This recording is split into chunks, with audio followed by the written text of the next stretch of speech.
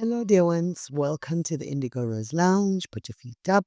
I'm Alyce Dylan, your host, author, intuitive counselor, Reiki Master, and surviving Indigo Adult, which is something. And if you are a surviving Indigo, or even just a sixth sense person that's dealing with your sixth sense in a positive, constructive way, well done. Yay, us. Woo! And here we all are. Oh, and Indigo Rose Lounge, I hope, is a place of love and comfort. And it's somewhere you can come to anytime you like. Okay? Just come hang out in the Indigo Rose Lounge. There are always cookies. Good ones. Okay. So today, I'd just like to touch on truth for a moment.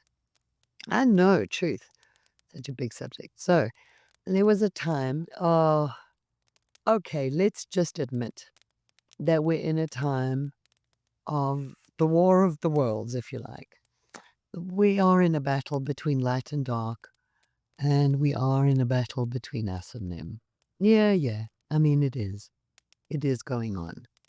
I don't think we need to be aware of it as much as, we don't need to understand who they are. We don't need to know their names. They are just the thems. The thems. So my understanding of the thems is they strangely, absolutely know that God exists. And they see themselves as his primary opposition. How bizarre is that? I mean, if you acknowledge a divine, if you acknowledge a creator, an all-knowing, omnipotent creator, how do you get to the place of saying, oh, look, there's the all-knowing, omnipotent being. I'm going to go into competition with them. How does that happen? I really don't. I don't know. But somehow, this group of squigglies, the shiny bums, I call them, the shiny bums, because they get their asses kissed so much that they probably shiny and polished bums. But the shiny bums think that they are going to usurp the power of the creator. And they're very clever about it. They never go at the creator directly. They just hijack.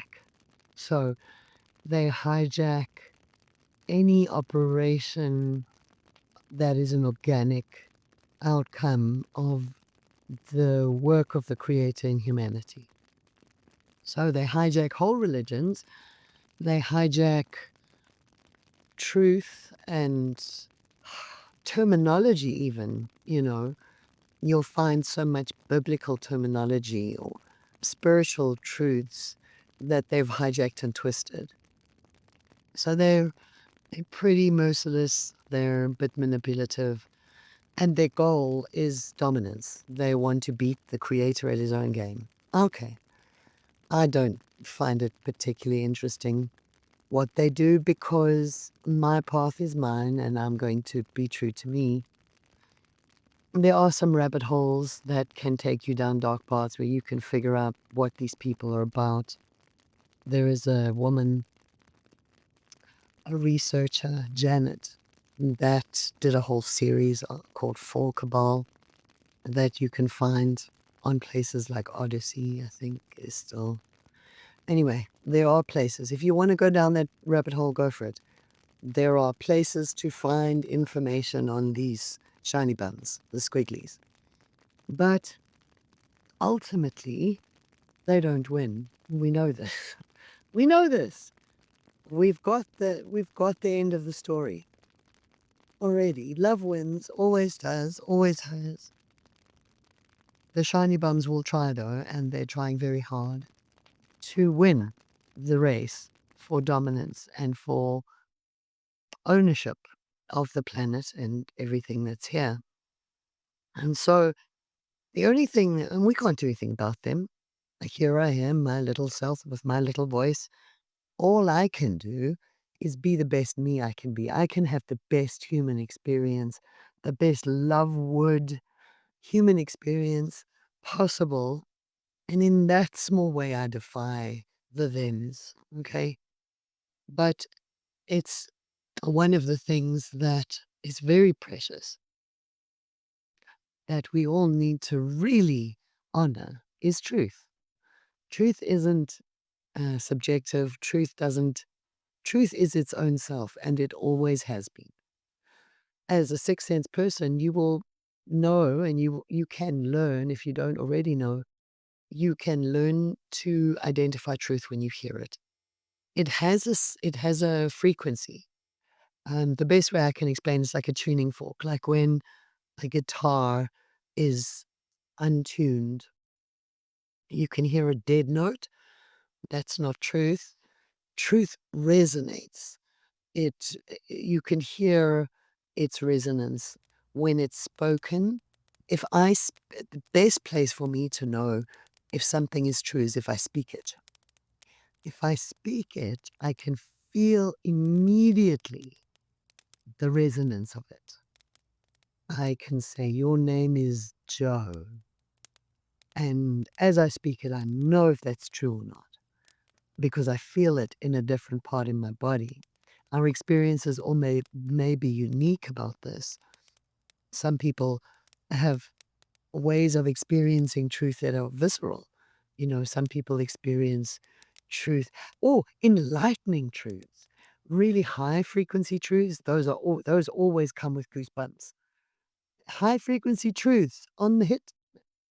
You hit the nail on the head at a high frequency, goosebumps. That's when all your fairies line up and do a dance. So truth is its own self. Never has been, never will be subjective.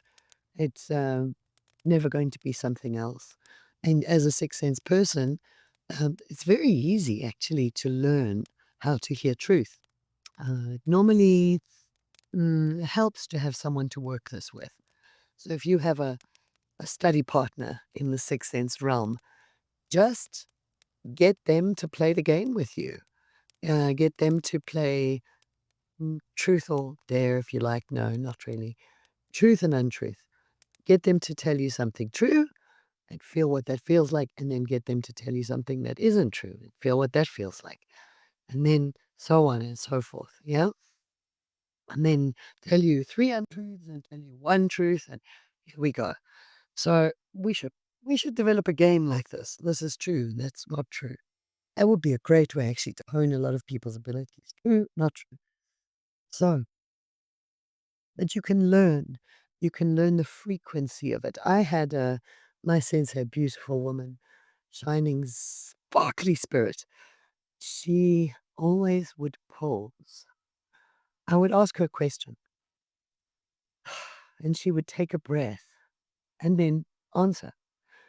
Every time, I'd say to her, "What about this?"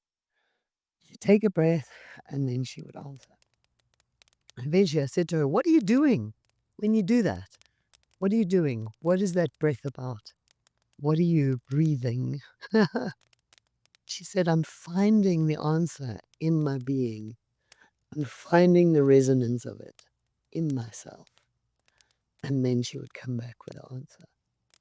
I always thought that was beautiful, and it is something that I have tried to adopt. I certainly know, as I sit here speaking to you, anything that comes from my lips, I will know it to be true the moment I speak it, or untrue, as the case may be. So I will always say, that's not true. And withdraw it, retract it, reframe it, find the truth in it. So you can tell truth by the sound of it.